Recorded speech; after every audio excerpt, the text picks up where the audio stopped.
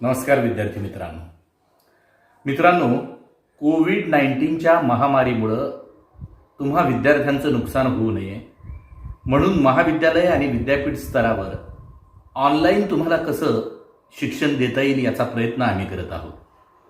आणि म्हणून तुमच्यासाठी तुमच्या अभ्यासक्रमाच्या निमित्तानं असणारे जे काही व्हिडिओज आम्ही तुमच्यासाठी बनवत आहोत ते व्हिडिओज तुम्हाला अभ्यासाला एक प्रकारची नवी दिशा देण्याचं काम करतील।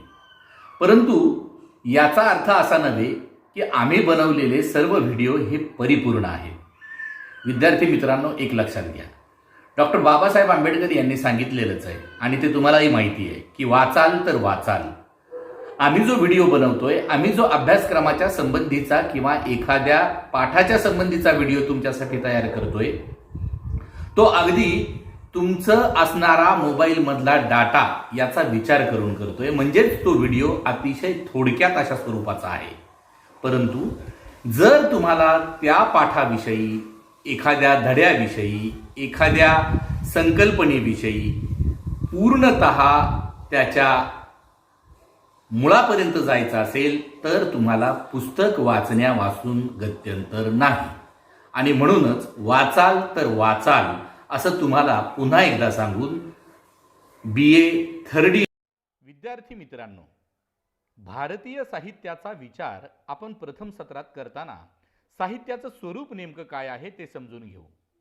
साहित्याचं स्वरूप पाहत असताना आपल्यासमोर नेहमीच एक प्रश्न निर्माण होतो आणि तो प्रश्न म्हणजे साहित्य म्हणजे काय?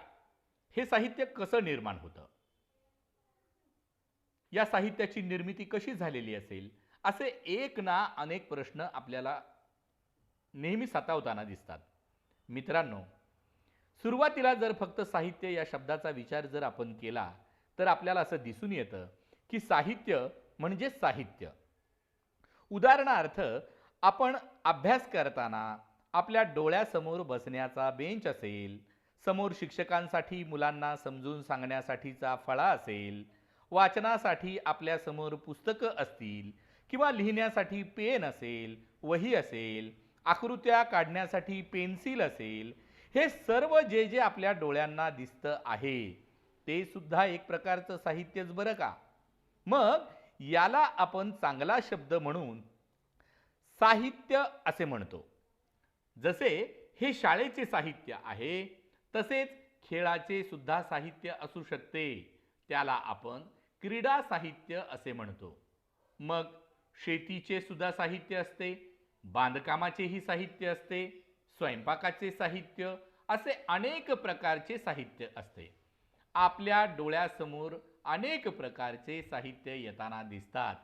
प्रत्यक्षात आपल्या डोळ्यांना दिसतात ते सर्व साहित्य, मात्र हा झाला साहित्याच्या संबंधी विचार करण्याचा वस्तुरूप अशा प्रकारचा विचार। परंतु मराठी वाङ्मयाचा विचार करत असताना साहित्य या शब्दाचा प्रयोग आपण ललित साहित्य, वैचारिक साहित्य असा करतो। मग अशा प्रकारच्या ललित साहित्याचा किंवा वैचारिक साहित्याचा विचार करत असताना लक्षात येतं की जसजसा काळ बदलत जातो, काळाची मूल्य व्यवस्था बदलते, जसजसा काळाचा विचार बदलतो, समाज बदलतो, त्या समाजातील समस्याही बदलताना आपणास दिसतात। आणि मग साहित्यात सुद्धा त्या पद्धतीचे बदल सुद्धा होताना आपल्याला दिसून येतात। म्हणजेच साहित्य म्हणजे काय? तर थोडक्यात आपणास असे म्हणता येईल की साहित्य हा समाजाचा आरसा आहे। समाजाचा आरसा म्हणजेच साहित्य होय। या साहित्याचे स्वरूप पाहत असताना साहित्य म्हणजे भावनांचा आविष्कार घडविणारे साहित्य, लिहिलेले किंवा तोंडाने पाठ केलेले म्हणजेच मौखिक प्रकारचे साहित्य, मग त्यात कथा, कविता, कादंबरी, नाटक, चरित्र, आत्मचरित्र, प्रवास वर्णन, ललित साहित्याचे प्रकार इत्यादी येतात। साहित्य शास्त्रीय साहित्याचा विचार सुद्धा अशाच पद्धतीने आपल्याला करता येतो। शास्त्रीय साहित्याचा विचार करताना विविध शास्त्रांची माहिती, राजकारण, अर्थकारण, इतिहास, भौतिकशास्त्र, रसायनशास्त्र, भूगोल, विज्ञानातील इतर लेखन, वास्तुशास्त्र, पंचांग इत्यादी प्रकारचे लेखन, अशा प्रकारच्या लेखनामध्ये हे मराठी भावनेपेक्षा शास्त्रांच्या नियमांचे सूत्रबद्ध पद्धतीने काटेकोर पालन करत लेखन करावे लागत असते. इथे कल्पनेच्या भराऱ्या मारून चालत नाही आणि म्हणूनच अशा प्रकारच्या लेखनाला ललित साहित्यात स्थानही दिले जात नाही.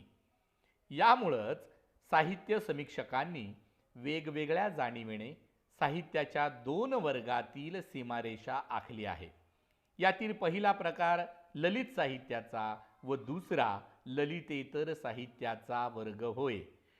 म्हणजेच विद्यार्थी मित्रांनो, तुमच्या लक्षात आलं असेल की इथं ललित साहित्य हे वाचकांच्या भावनांना आव्हान करते, तर ललितेतर साहित्य ज्ञानात्मक विचारांची सुसंगत मांडणी करीत असते. या प्रकारात लेखन प्रकार नसतात. ललित साहित्यात मात्र काव्य, कथा, कादंबरी, नाट्य इत्यादी विविध प्रकार असतात. या प्रकारातून ललित साहित्याची निर्मिती होत असते. विद्यार्थी मित्रांनो, ललित साहित्य आणि ललितेतर साहित्य अशा प्रकारच्या दोघांमध्ये भेद करा किंवा फरक स्पष्ट करा, अशा प्रकारचा प्रश्न परीक्षेमध्ये तुम्हाला विचारला जाऊ शकतो. त्यामुळं मूळ पुस्तकाचे तुम्ही वाचन करावे. मी सुरुवातीला सांगितल्याप्रमाणे की तुम्हाला मूळ पुस्तकाचं वाचन केल्याशिवाय साहित्य विचार पूर्णपणे समजून घेता येणार नाही. साहित्याचं मूलद्रव्य काय आहे? तर साहित्याचं मूलद्रव्य खरं तर शब्द आहे असं आपण म्हणू. शब्द हेच साहित्याचं मूलद्रव्य साधन आहे. साहित्यिक आपल्या अनुभवाची पुनर्निर्मिती शब्दांच्या आधारित साधत असतो. साहित्याच्या विश्वात शब्दाला अनन्यसाधारण महत्त्व प्राप्त झालेले आहे. म्हणजेच जर शब्द नसतील तर साहित्य पूर्ण होऊ शकत नाही.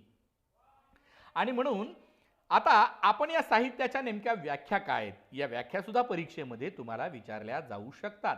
म्हणून या साहित्याच्या व्याख्या नेमक्या काय आहेत या आपण पाहूयात. तर भारतीय साहित्याच्या व्याख्या पाहत असताना आपल्याला असं लक्षात येतं की भारतीय विचारवंत भामह म्हणतो, शब्द आणि अर्थ यांचे साहित्यत्व म्हणजे काव्य. शब्दार्थो संहिता काव्यम. तर दंडी यांनी व्याख्या केलेली आहे की विशिष्ट अर्थाने युक्त असलेली पदावली म्हणजेच काव्य. म्हणजेच दंडीने हे संस्कृतातून सांगताना म्हटलंय की रीतिरात्मा काव्यस्य. तर विद्यार्थी मित्रांनो, वामन म्हणतो रीती म्हणजे विशिष्ट गुणांनी युक्त अशी पदावली. तर कुंतक यांनी सुद्धा साहित्याच्या संबंधी व्याख्या करत असताना म्हटलेले आहे, सहृदय रसिकांना आल्हाददायक अशा कवींच्या विदग्ध अथवा वक्तृक्तीपूर्ण पदांमध्ये हे योजिलेले शब्दार्थ म्हणजेच साहित्य होय. तर रुद्रट यांनी सुद्धा साहित्याच्या संबंधी एक व्याख्या केलेली आहे. रुद्रट म्हणतात, शब्द आणि अर्थ म्हणजे काव्य. ननु शब्दार्थौ काव्यम. मम्मट म्हणतात, दोषरहित गुणयुक्त क्वचित स्फुट अलंकार सहित शब्दार्थ म्हणजे काव्य. म्हणजे ज्याच्यामध्ये दोष नाहीत आणि जे अलंकाराने युक्त असे ज्याचे अर्थ आहेत त्यालाच आपण काव्य असे म्हटले पाहिजे. तर जगन्नाथ यांनी सुद्धा साहित्याच्या संबंधी व्याख्या केलेली आहे. जगन्नाथ म्हणतात, रमणीय अर्थाचे प्रतिपादन करणारे शब्दार्थ म्हणजे काव्य होय. रमणीयार्थ प्रतिपादक शब्द काव्यम अशी संस्कृतमध्ये जगन्नाथाने व्याख्या केलेली आहे. तर विद्यार्थी मित्रांनो, एकूण भारतीय साहित्य मीमांसकांनी साहित्यातील शब्दांचं महत्त्व ओळखून त्या शब्दांना प्रतिभेचा स्पर्श झाल्यावर जे साहित्य लेणे साकार होतं त्याचे महत्त्व विशद केलेले आहे. त्यामुळं साहित्यातील शब्दांचे महत्त्व हे मोठ्या प्रमाणात आहे. तसेच शब्दांशिवाय साहित्य हे होऊच शकत नाही असे आपणाला या ठिकाणी समजते. या झाल्या काही भारतीय साहित्य विचारवंतांच्या व्याख्या. आता आपण साहित्यात प्रतीक होणारे अनुभव विश्व नेमके कशा स्वरूपाचे असते याकडे लक्ष वेधूयात. म्हणजे आपल्याला अभ्यासाच्या दृष्टीने अतिशय अजून सोयीचे होईल. साहित्याच्या या अनुभवाची जी संकल्पना मांडण्यात येते हे त्यात 3 घटक सामावलेले असतात. संवेदना, विचार आणि भावना यांचा त्यात समावेश असतो. तर ललितेतर साहित्यातून प्रतीत होणारे अनुभव हे ज्ञानात्मक आणि वैचारिक असते. ललित साहित्यातील अनुभव विश्व हे अद्वैत व्यक्ती मनाचा अनुभव कलारूप बनवणारे असते आणि म्हणूनच त्याला कलात्मक अशी संज्ञा प्राप्त होते. संवेदनात्मकता. बासी मर्ढेकर यांनी संवेदना जागृतीवर आधारित अशा कलेविषयी जो लय सिद्धांत मांडलेला आहे त्यासाठी त्यांनी बालकवींच्या फुलराणी या कवितेचे उदाहरण दिलेले आहे. संवेदनात्मकतेतून सौंदर्याची प्रतीती येते. एकंदरीने सौंदर्यशास्त्राचा जसजसा विचार होऊ लागला तसतसा ललित साहित्यातील अनुभवांच्या सौंदर्यानुभवाच्या या विशेषावर अधिकाधिक प्रकाश पडू लागलेला आहे असे आपणाला दिसून येते. भावनात्मकता. साहित्यामध्ये मित्रांनो भावनात्मकतेला सुद्धा विशेष महत्त्व प्राप्त झालेले आहे. साहित्यात भावनात्मकतेला विशेष महत्त्व आहे हा अनुभवांचा एक भाग होय. ललित साहित्याचा खरा आधार भावनात्मकता होय. सौंदर्य अनुभवात एक सुखद भावना असते. संस्कृतमध्ये रसाला म्हणजेच भावनेला महत्त्व दिले गेले आहे. वाक्य रसात्मक काव्य असे विश्वनाथ यांनी म्हटले आहे. रस म्हणजे भावनेचीच एक विशिष्ट अवस्था होय. या भावनात्मकतेचे स्वरूप जर आपण पाहिले तर ते कलात्मक पातळीवर उतरल्यावर आस्वादक ठरते. विश्वनाथाची ही दृष्टी व्यापक अशा स्वरूपाची होती. साहित्याचं खरं स्वरूप विश्वनाथ यांनाच कळलं असं वाटतं. खरं तर वैचारिकता साहित्यातील हा विशेषही भावनेसारखाच आहे. तरीसुद्धा वैचारिक भावना साहित्यातून स्पर्शित होत असल्या तरी बहुतेक वैचारिकता ही ललितेतर साहित्यातून प्रकट होते. हे तिचे स्थान शास्त्रीय ललितेतर साहित्यात असते. तरी वैचारिकतेला ललित साहित्यातून वावडे नाही. ही वैचारिकता फक्त लालित्याच्या अंगाने विकसित झाली पाहिजे. उदाहरणार्थ हरिभाऊ आपटे, पु ल देशपांडे, विजय तेंडुलकर, वि स खांडेकर यांच्या साहित्यातून येणारी वैचारिकता ही ललित साहित्याला स्पर्श करून येत असल्यानं तिला एक प्रकारचं कलात्मक स्वरूप प्राप्त होतं. म्हणजेच वरील सर्व लेखकांचे साहित्य एक प्रकारे वैचारिक दृष्टिकोन असलेले साहित्य असूनही ते आनंद तर देतातच, परंतु सोबत विचारांची देवाणघेवाण सुद्धा करताना हे साहित्य दिसते. सूचकता. सूचकता हा सुद्धा साहित्यात कलात्मक अनुभवाचा एक महत्त्वपूर्ण विशेष मानला गेलेला आहे. कलेचा भर नेहमी सुचवण्यावर असावा असे म्हटले जाते. म्हणजे एखाद्यानं एखादी गोष्ट सुचवली तरच त्या कलेच्या माध्यमातून नवीन एखादी रचना आपल्याला मिळू शकते, प्राप्त होऊ शकते. म्हणून सुचवण्याला सुद्धा कलेमध्ये फार मोठे महत्त्व आहे असं आपल्याला इथं दिसून येतं. मग सजेशन म्हणजेच सूचकतेचे महत्त्व पाश्चात्य काव्य विचारवंतांनी सुद्धा मान्य केलेले आहे. संस्कृतातील ध्वनी विचार अर्थात ध्वनी म्हणजेच सूचकता, व्यंगार्थ या विशेषणाचे महत्त्व सांगतो.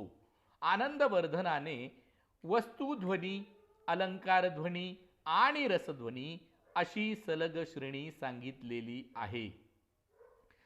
सूचकतेमुळे ललित साहित्यात जी चमत्कृती जाणवते त्यामुळेच ते साहित्य अधिक आकर्षक, कलात्मक बनते. मात्र ललितेतर साहित्यात ही सूचकता अर्थहानिकारक व दोषपूर्ण ठरू शकते. कारण ही सूचकता केवळ कलाकाराच्या कलात्मक अनुभवांचा आविष्कार असते. विशिष्टता आणि विश्वात्मक या सुद्धा साहित्याच्या महत्त्वाच्या विशेष लक्षणामधून आहेत. या विशेषणांचे लक्षण ललित साहित्यातून गोचर होते, तसेच ते ललितेतर साहित्यातून सुद्धा दिसते. हे कविता विशिष्ट अनुभव हा जेव्हा काव्यातून व्यक्त होतो तेव्हा तो व्यक्तिसापेक्ष असला तरी त्याचे खाजगीपण गळून जाऊन तो सर्वांचा अनुभव बनतो व त्याला विश्वात्मकता प्राप्त होते. म्हणजेच तो अनुभव विश्वात्मक बनतो. अशा प्रकारे साहित्य स्वरूपाबाबत भारतीय संस्कृत साहित्य शास्त्रकार, मराठी साहित्य शास्त्रकार यांनी मतमतांतरे मांडून ललित व ललितेतर साहित्य असे साहित्याचे दोन भाग कल्पून त्याचे विवेचन केले आहे. हे विशेषतः ललित साहित्याच्या स्वरूपांची व त्यांच्या लक्षणांची विस्तृत अशी चर्चा होऊन त्यांचे स्वरूप कसे कलात्मक आणि विश्वात्मक आहे हे सांगण्याचा प्रयत्न प्राध्यापक अरविंद वामन कुलकर्णी यांनी आपल्या साहित्य विचार या ग्रंथात सविस्तरपणे मांडला आहे. ललित आणि ललितेतर साहित्यातील भेद मी तुम्हाला सुरुवातीला सांगितलं की ललित आणि ललितेतर साहित्य या दोघांमधील भेद काय आहेत. साहित्याच्या स्वरूपाविषयी भारतीय मीमांसकांनी जी चर्चा केली आहे त्यातून ललित साहित्य आणि ललितेतर साहित्य यांच्यातील फरकाची भूमिका स्पष्ट होते. प्रथम ज्यावेळी साहित्य हा शब्द समोर येतो तेव्हा शेती साहित्य, विणकामाचे साहित्य, स्वयंपाकाचे साहित्य असेच साहित्य समोर येते. परंतु प्रत्यक्षात वाङ्मयाला, ललित साहित्याला ही संज्ञा वापरतात. उदाहरणार्थ संस्कृत साहित्य, इंग्रजी साहित्य, ग्रामीण साहित्य, दलित साहित्य, स्त्रीवादी साहित्य, लोकसाहित्य इत्यादी. यातही ललित साहित्य व ललितेतर साहित्य ही भिन्नता आहेच. प्रथमतः या दोन्ही वर्गांच्या भिंतीकडे जर लक्ष दिलं तर आपणास ललित साहित्य भावनांना आव्हान करताना दिसते, तर ललितेतर साहित्य हे शास्त्रीय साहित्य असून वाचकांच्या विचारांना आव्हान करताना दिसते. ललित साहित्य भावनांचे आरोह अवरोह टिपले जातात, तर ललितेतर साहित्यामध्ये सर्वच भर ज्ञानात्मक अशा विचारांच्या सुसंगत व सुस्पष्ट मांडणीवर असतो. ललितेतर साहित्यात लेखन प्रकार नसतात.